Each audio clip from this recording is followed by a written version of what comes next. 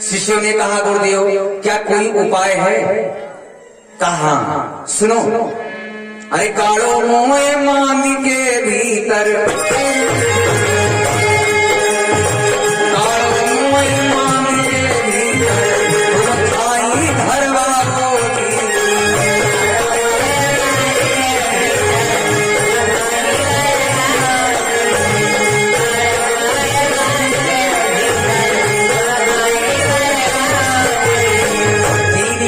तक मेरे ऊपर,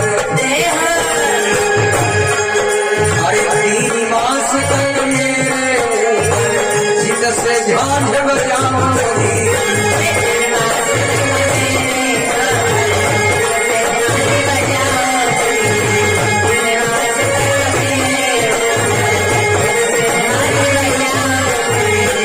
गुरुदेव ने कहा मेरी लाश को जमीन में गाड़ दो सभी लोग, और मेरी समाधि पर बैठ करके 3 महीना तक झांझ बजाओ जोर जोर से, और उस झांझ बजाने से मेरा विष उतर जाएगा। काड़ी तय गुरु माती के बजाई भी चेलन में कई छल फिर तछक में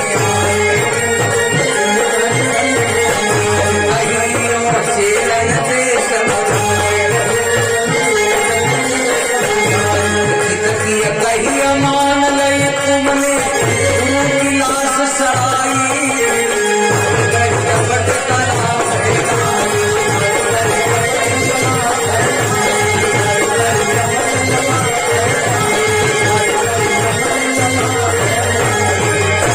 एक महीना हो गई थी गुरुदेव की लाश को गाड़ करके ऊपर झांझ बजाते हुए 1 ही महीना हुई थी। इतने में तक्षक फिर मस्तक चंदन तिलक है दात जने उडार बन गया ब्राह्मण। चल करके आया, कैसे लो ये क्या कर रहे हो? अरे गुरुदेव की लाश को जमीन में गाड़ करके सड़ाना चाहते हो? बूढ़े ब्राह्मण की बात को मान करके 1 महीना हो गई थी। चेलों ने गुरुदेव की लाश को खोदा, मानी सीख उठे सब चेला, अरे मानी सीख उठे सब चेला,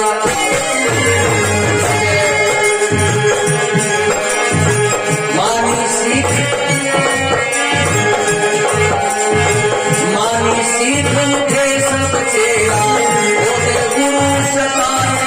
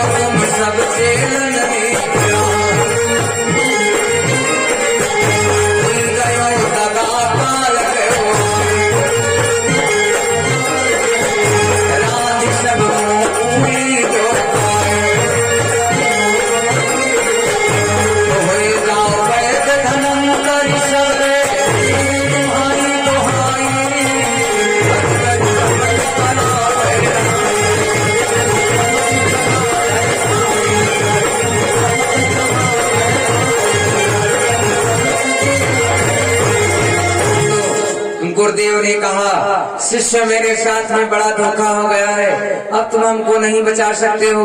हाँ एक उपाय है, हमारे इस मांस को रांध करके खा लो सभी लोग धनवंतर हो जाओ। धनवंतर की बात को सुनकर के शिष्यों ने वही किया। काटो मांस चढ़ाए गई हड़िया, मांस को काटा और हड़ियों को जैसे ही चढ़ाया तक्षक फिर ब्राह्मण का वेश बना करके आया। कहा शिष्यों गुरुदेव के मांस को रांध करके खाना चाहते हो? अरे सर्प का काटा है, खाओ सभी लोग मर जाओगे। निकाले मुझे जेब में रख लो। बूढ़े ब्राह्मण की भेष को मान करके, बूढ़े ब्राह्मण की बात को मान करके आज शिष्यों ने उस मांस को खाया नहीं, सभी हड़ियां समुद्र में फेंक दी। भक्तों कि चक्कर खाए डूबी गई हड़िया, चक्कर खाए डूबी गई हड़िया, तछक खुशी मनायो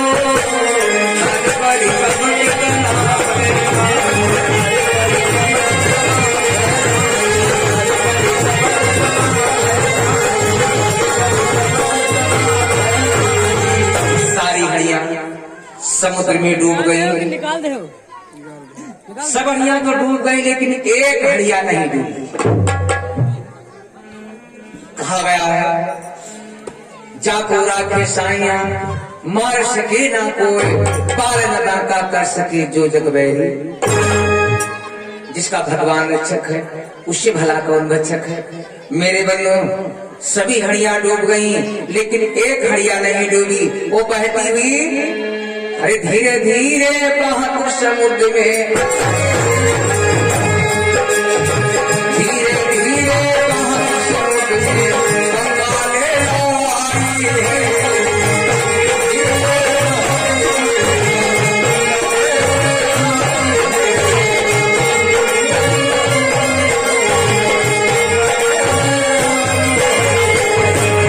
वो हड़िया बहती बहती जाकर के बंगाल में पहुंची। गुरुदेव की विद्या बंगाल में कैसे फैली है। वो हड़िया बहती हुई बंगाल में पहुंची। बंगाल की लड़कियां आई थी समुद्र में स्नान करते हुए।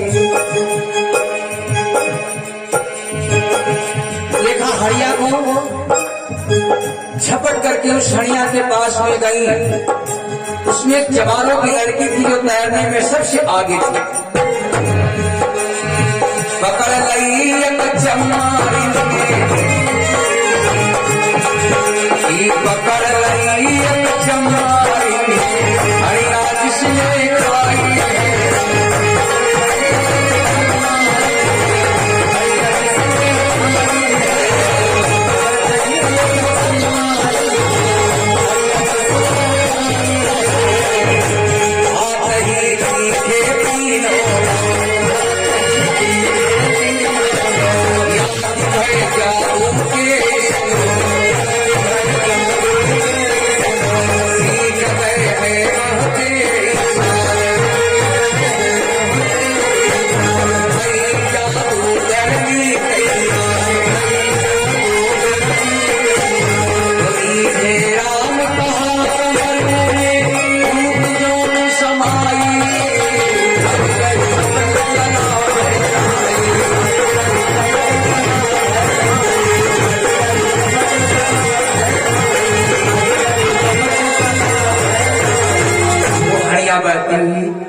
समुद्र में जा रही थी। बंगाल की लड़कियां गंगा में स्नान के लिए आई थी। जब समुद्र में गिरी तो उसमें एक चमारों की लड़की थी। वो तैरने की क्रिया उसके पास में ज्यादा थी। वो झपट करके वहां पहुंची जहां पर वो हड़िया बहती हुई जा रही। देखा इसमें क्या है, पकड़ लिया उसको, खोला और जैसे उसमें का मांस खाया, खाते ही खाते उसे तीनों लोक दिखाई देने लगे। जितनी जादूगरी विद्याएं थी सब उसको अपने आप से कंठाग्र हो गई। भक्तों गुरुदेव की विद्या बंगाल में पहुंची। इधर नवलदे जब रात में सोती है तो सोते ही सोते एक सपना देखती है कि सपना देखो नमन दे दसे भाग गुरु जाए और चरण दे तन राही दे।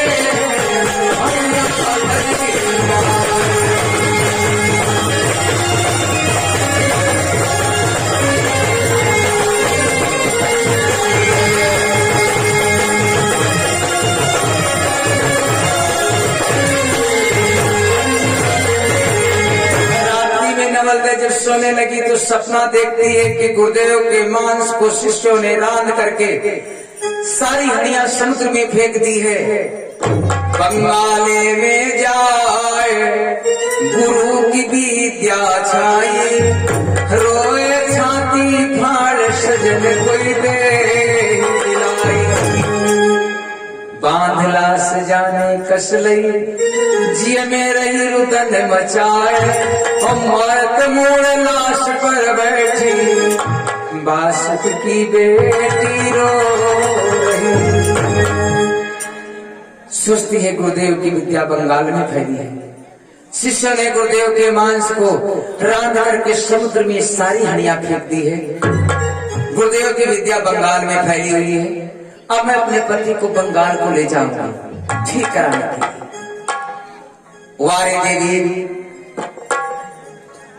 एक सती माता अपने पति का साथ नहीं छोड़ना चाहती है। भक्तों,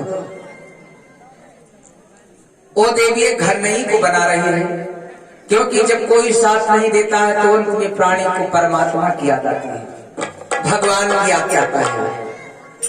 नवलदेव अपने पति को बंगाल को ले जाने के लिए घर नहीं बना रही है और गीत गाती है। बड़ी एक सिंगल लाइन आई है कि राम भजन की हरि बेला।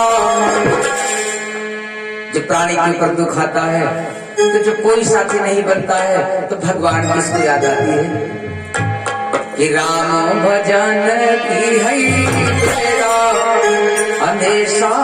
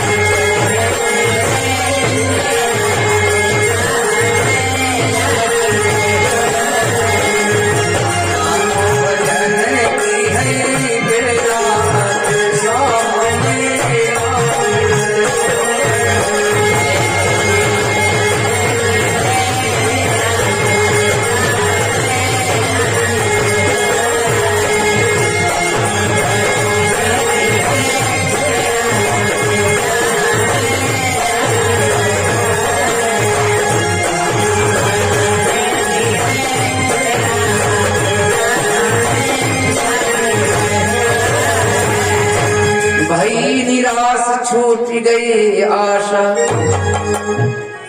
देवी की आशा छूट गई। घनई को बनाया और उस घनई को समुद्र में डाला।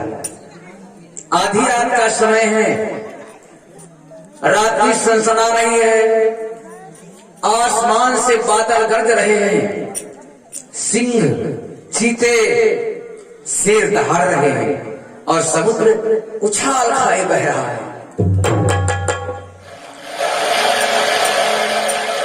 तो कैसा अवसर है। वो महारानी अपने पति को ठीक करने के लिए बंगाल और समुद्र में निकाल दिए। आधी रात का समय है, आधी रात निशासन नानी, आधी रात निशासन नानी, कर जो नभ भयो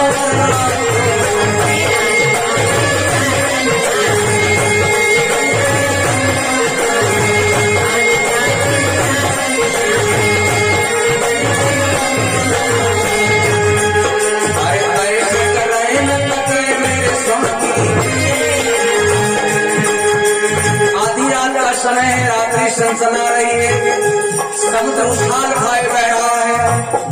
नवल देने परीक्षित की लाश को घनई पर रखे हुए समुद्र में जा रही है। नवल देने परीक्षित से कहा, स्वामी मेरा मन नहीं लग रहा है, मुझे आवाज सुना दो, स्वामी मेरा मन नहीं लग रहा है। आधी रात में शासन नानी, कर जो नभ भयो अवराज।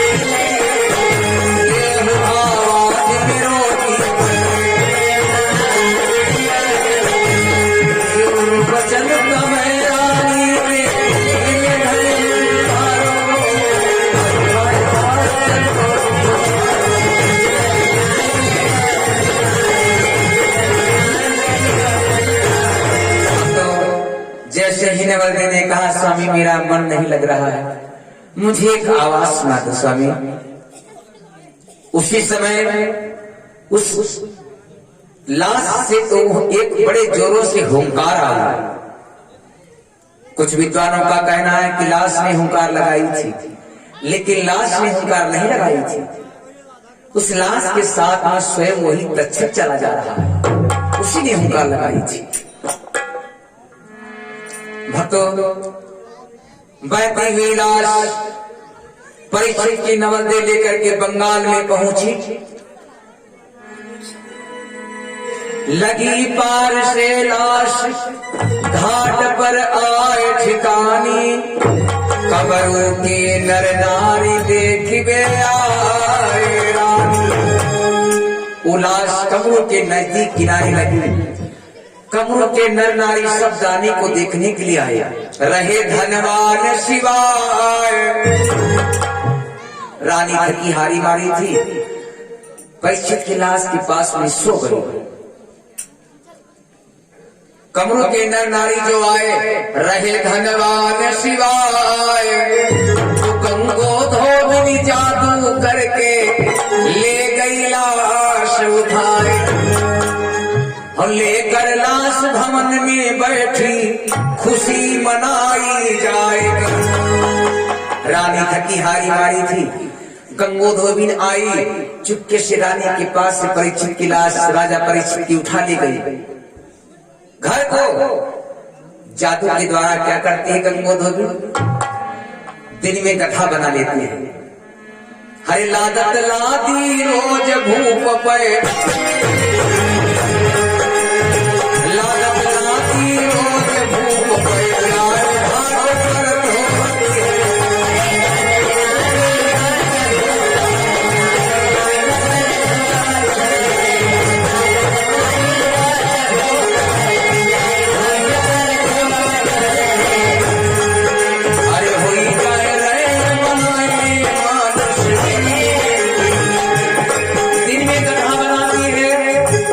कपड़े लाद करके जाती है महारानी घाट पर, धोती और शाम हो जाती है। जादू के द्वारा परीक्षित की लाश के साथ में क्या करती है? वही जाए रहे बनाई राजा को सोती है।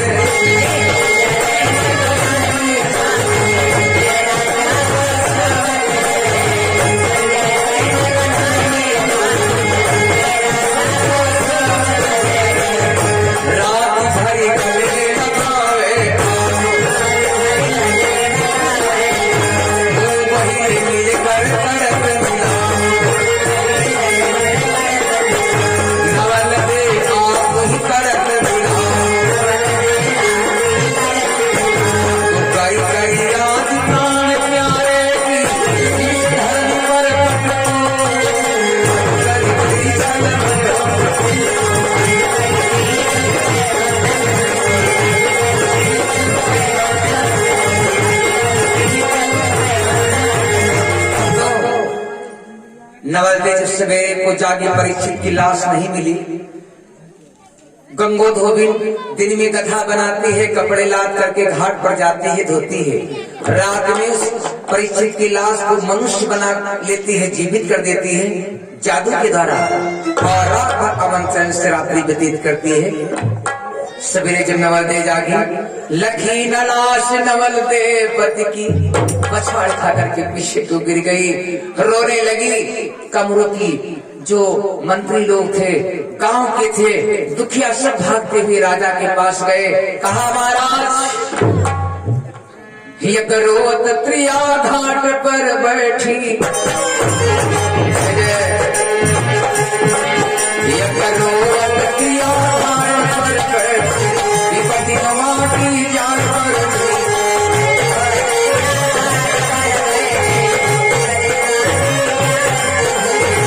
उसके पति की आस चुराए कोई चली गई जादू करती।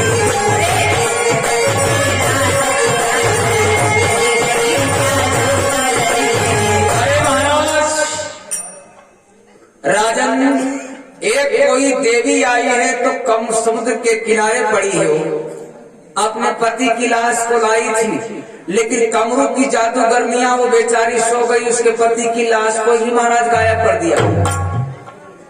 वो बहुत रो रही है। खबर सुनी कमरू पति आए, वो दौड़े रानी भी आए, कहा तू मेरी सत की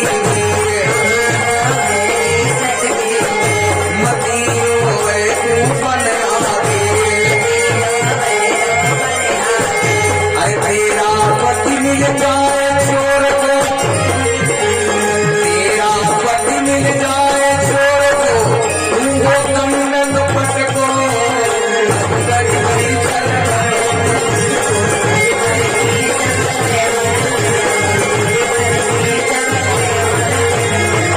कमरूपति नरेश ने उस देवी को समझाया कि देवी, तू रोना धोना छोड़ो, मैं तुम्हारे चोर का पता ढूंढ निकालूंगा कि तुम्हारे पति की लाश कौन ले गया है। अगर जो मिल गया चोर तो तुम्हारे सामने उसकी खाल उड़ा देंगे जादू से। महाराज कमरूपति नरेश डोंगी पिटवाए गई नगर में, यानी सारे नगर में डोंगी को पिटवा दिया। सभी आने लगे, अरे रैयत मर्द पशु और पक्षी, रैयत मर्द पशु और पक्षी, हमर उनके बुलवाए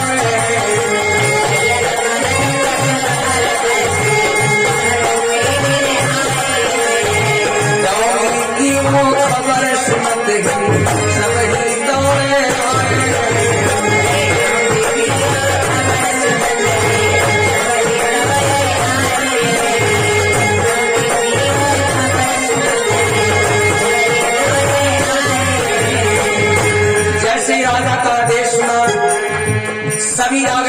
जो चोर है वो नहीं आया कौन? वो गंगो थोड़ी ना आई, खबर जब राजा ने पाई,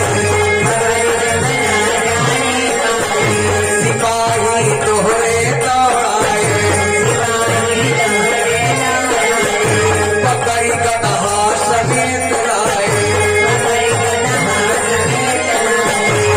दे गयो हुक्म बांध गई हो, अपन पर चटको बढ़ गई छल भर।